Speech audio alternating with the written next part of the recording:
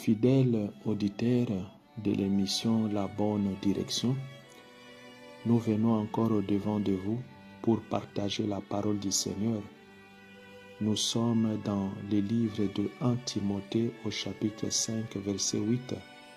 L'Écriture déclare ceci: « Si quelqu'un n'a pas soin de sien, et principalement de ceux de sa famille, il a renié la foi et il est pire qu'un infidèle. » Dans cette écriture, nous voyons la famille chrétienne, nous voyons aussi la famille dans la chair.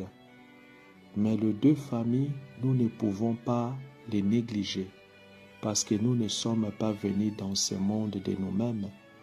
Nous sommes venus dans ce monde ayant des parents. Voilà pourquoi le Seigneur nous demande de honorer nos parents qui nous ont introduits dans le monde et de ne pas renier la foi. Parce que la foi, c'est croire en l'enseignement et cet enseignement te rappelle de ne pas oublier la famille. La famille, c'est très important, mon frère, ma soeur. Aujourd'hui, si tu as réussi dans la vie, aujourd'hui, si tu gagnes bien ta vie, il faut penser aussi à ta famille, dans la chair, également aussi dans le Seigneur. C'est ça vraiment le socle de l'amour. C'est ça vraiment le signe d'amour.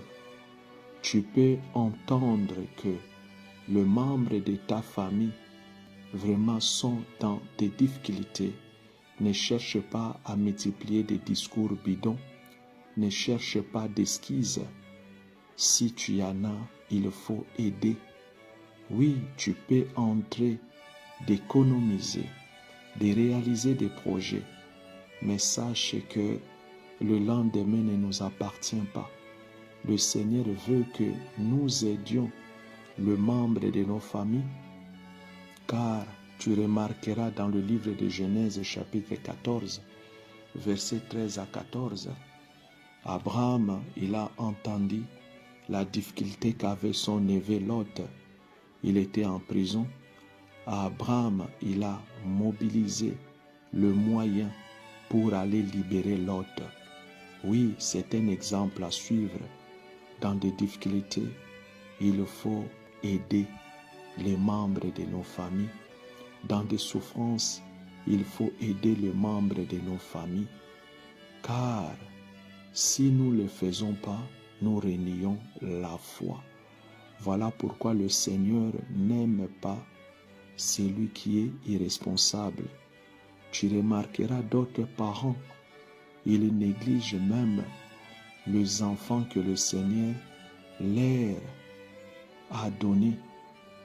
Il y en a d'autres, ils économisent, mais il ne prend pas soin de ce que Dieu lui a donné comme enfant.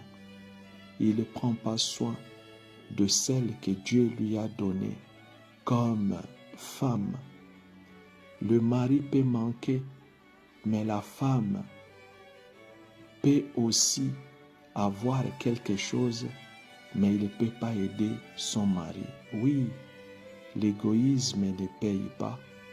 Le Seigneur veut que réellement, en toutes choses, nous valorisons ses commandements. Or, le commandement du Seigneur est de prendre soin de nos familles et de ne pas diviser la famille aussi. Il y en a d'autres, ils ont vraiment ces ailes-là de parler le mal de membres de sa famille, de diviser la famille. Mais le Seigneur n'aime pas les comportements comme ça. Aussi longtemps la famille est unie, la famille sera forte. La famille affrontera beaucoup de combats et la famille ira toujours en avant. En toutes choses, soyons unis, demeurons unis, soutenons-nous les uns les autres, car la famille a de la valeur aux yeux du Seigneur. Que le Seigneur Jésus-Christ te garde et te bénisse. Nous allons revenir pour partager encore la parole du Seigneur.